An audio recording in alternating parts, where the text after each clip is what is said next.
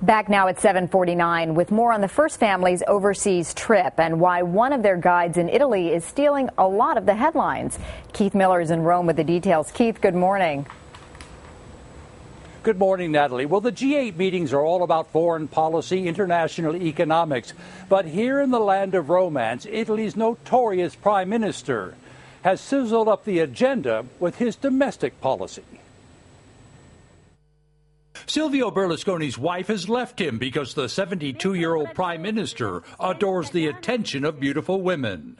Taking her summit role as first lady, a former topless model and current minister in his cabinet. Mara Carfagna is now the official escort for Michelle Obama and the spouses of other world leaders.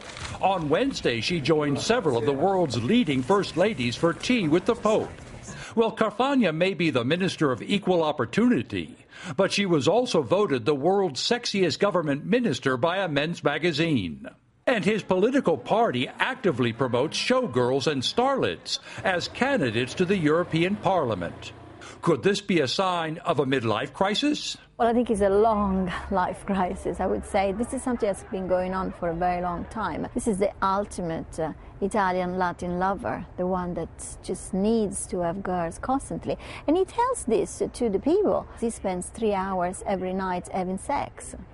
Berlusconi seems to do everything right even when he's wrong. He dismissed allegations that he paid a high-priced call girl to spend the night in the prime minister's residence. He claims his relationship with an 18-year-old underwear model is purely platonic.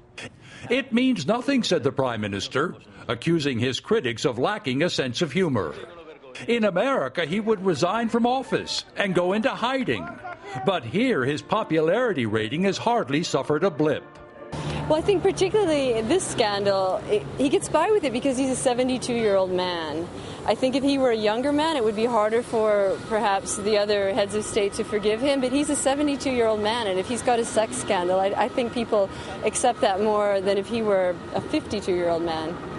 Still, he has critics. There is a petition to remove him from office, with some people claiming he has a casting couch approach to politics. The prime minister, however, is not apologetic, apparently believing that every man in Italy wants to be him, and most of the women want to be with him. The prime minister has 5 more years in office and shows no signs of resigning.